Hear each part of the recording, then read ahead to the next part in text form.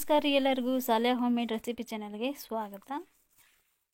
ಇವತ್ತಿನ ರೆಸಿಪಿ ಬಂದುಬಿಟ್ಟು ಸಂಜೆ ಮುಂದೆ ಚಹಾ ಕಾಫಿ ಜೋಡಿ ಏನಾದರೂ ತಿನ್ನಬೇಕಂತ ಅನಿಸಿದಾಗ ಮಸ್ತಾಗಿ ಚೂಡ ಇತ್ತಪ್ಪ ಅಂದ್ರೆ ಅದರ ಟೇಸ್ಟನ್ನು ಬೇರಾಗಿರುತ್ತೆ.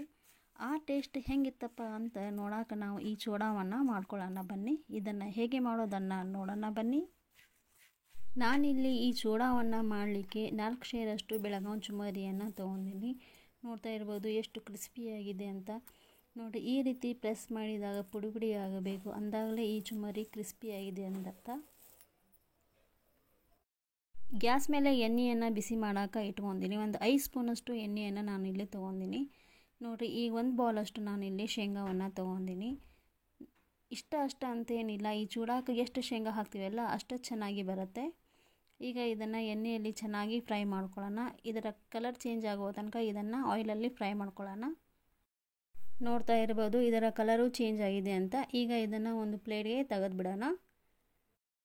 ಈಗ ಇದೇ ಆಯಿಲ್ಗೆ ನಾವು ಚಿಕ್ಕದಾಗಿ ಕಟ್ ಮಾಡಿದಂತಹ ಒಣ ಕೊಬ್ಬರಿಯನ್ನು ಇದಕ್ಕೆ ಹಾಕ್ಕೊಳ್ಳೋಣ.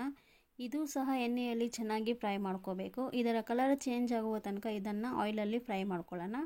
ನೋಡ್ತಾ ಇರ್ಬೋದು ಇದರ ಕಲರ್ ಚೇಂಜ್ ಆಗಿದೆ. ಈಗ ಇದನ್ನು ಸಹ ತಗೊಂಡ್ಬಿಡೋಣ. ಈಗ ಇದೇ ಆಯಿಲ್ಗೆ ನಾವು 1 ಸ್ಪೂನಷ್ಟು ಸಾಸಿವೆಯನ್ನು ಹಾಕ್ಕೊಳ್ಳೋಣ.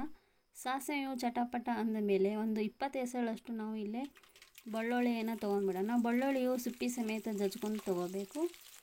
ಆಯಿಲಲ್ಲಿ ಇದು ಸಹ ಚೆನ್ನಾಗಿ ಫ್ರೈ ಮಾಡ್ಕೊಳ್ಳೋಣ. ಬೆಳ್ಳುಳ್ಳಿಯ ಕಲರ್ ಚೇಂಜ್ ಆಗೋ ತನಕ ಇದನ್ನು ಚೆನ್ನಾಗಿ ಫ್ರೈ ಮಾಡ್ಕೊಳ್ಳೋಣ.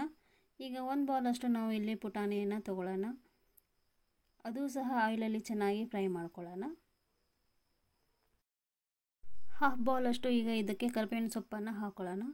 ಕರಿಬೇವಿನ ಸೊಪ್ಪನ್ನು ಹಾಕಿದ ನಂತರ ಇದನ್ನು ಚೆನ್ನಾಗಿ ಮತ್ತೊಮ್ಮೆ ಕೈ ಆಡಿಸ್ಕೊಳ್ಳೋಣ. ಈ ಟೈಮಲ್ಲಿ ಕರಿಬೇವಿನ ಸೊಪ್ಪು ಹಾಕೋದ್ರಿಂದ ಅದರ ಕಲರು ಸಹ ಹಸಿರಾಗಿರುತ್ತೆ. ಈಗ ಇದಕ್ಕೆ ಸ್ವಲ್ಪ ರುಚಿಗೆ ತಕ್ಕಷ್ಟು ಉಪ್ಪನ್ನು ಹಾಕ್ಕೊಳ್ಳೋಣ. ಉಪ್ಪು ನೋಡ್ಕೊಂಡು ಹಾಕೋರಿ, ಯಾಕಂದರೆ ಬೆಳಗಾವಿ ಚುಮರಿಯಲ್ಲಿ ಮೊದಲೇ ಉಪ್ಪಾಗಿರುತ್ತೆ. ಉಪ್ಪು ಹಾಕಿದ ನಂತರ ಚೆನ್ನಾಗಿ ಕೈ ಆಡಿಸ್ಕೊಂಡ್ಬಿಡೋಣ. ಈಗ 1/2 ಟೀ ಸ್ಪೂನಷ್ಟು ಹಲ್ದಿ ಪೌಡರನ್ನು ಹಾಕ್ಕೊಳ್ಳೋಣ. ಈಗ ಇದನ್ನು ಮತ್ತೊಮ್ಮೆ ಚೆನ್ನಾಗಿ ಕೈ ಆಡಿಸ್ಕೊಳ್ಳೋಣ. ಈಗ ಇದಕ್ಕೆ 4 ಸ್ಪೂನಷ್ಟು ಬ್ಯಾಡಗಿ ಚಿಲ್ಲಿ ಪೌಡರನ್ನು ಹಾಕ್ಕೊಳ್ಳೋಣ. ಬ್ಯಾಡಗಿ ಚಿಲ್ಲಿ ಪೌಡರ್ ಹಾಕೋದ್ರಿಂದ ಚುಮರಿಗೆ ಕಲರು ಚೆನ್ನಾಗಿ ಬರುತ್ತೆ. ನೀವು ಎಷ್ಟು ಖಾರ ತಿಂತೀರಲ್ಲ ಅದನ್ನು ನೋಡ್ಕೊಂಡು ಹಾಕೋರಿ. ಹಲ್ದಿ ಪೌಡರ್ ಮತ್ತು ಚಿಲ್ಲಿ ಪೌಡರ್ ಹಾಕುವ ಮುಂದೆ ಗ್ಯಾಸ್ನ ಫ್ಲೇಮನ್ನು ಬಂದ್ ಮಾಡ್ಕೊಂಡ್ಬಿಡೋಣ. ಇಲ್ಲಾಂದರೆ ಒಗ್ಗರಣೆಯು ಹೊತ್ಬಿಡುತ್ತೆ. ಈಗ ಮೊದಲೇ ಫ್ರೈ ಮಾಡಿ ಇಟ್ಕೊಂಡಂತಹ ಶೇಂಗಾ ಮತ್ತು ಕೊಬ್ಬರಿಯನ್ನು ಇದಕ್ಕೆ ಹಾಕ್ಕೊಂಡು ಚೆನ್ನಾಗಿ ಕೈ ಆಡಿಸ್ಕೊಳ್ಳೋಣ. ನೋಡ್ತಾ ಇರ್ಬೋದು ಫ್ರೆಂಡ್ಸ್, ಚುಮರಿಯ ಒಗ್ಗರಣೆಯು ರೆಡಿಯಾಗಿದೆ. ಈಗ ಇದನ್ನು ಸ್ವಲ್ಪ ತಣ್ಣಗಾಗಕ್ಕೆ ಬಿಟ್ಬಿಡೋಣ. ಈಗ ಇದು ತಣ್ಣಗಾಗಿದೆ. ಒಗ್ಗರಣೆಯು ತಣ್ಣಗಾಗಿದ್ದ ನಂತರ ಈಗ ಇದಕ್ಕೆ ಸ್ವಲ್ಪನೇ ಚುಮರಿ ಹಾಕಿಬಿಟ್ಟು ಕೈ ಆಡಿಸ್ಕೊಳ್ಳೋಣ. ಸಂಜೆ ಮುಂದೆ ಏನಾದರೂ ತಿನ್ನಬೇಕಂತ ಅನಿಸಿದಾಗ ಅಥವಾ ಯಾರಾದರೂ ಮನೆಗೆ ಬಂದಾಗ ಏನಾದರೂ ಕೊಡಬೇಕಂತ ನಮ್ಗೆ ಅನಿಸಿದಾಗ ಮೊದಲು ನೆನಪಾಗುವುದು ಈ ಚುರುಮರಿ ಚೂಡ.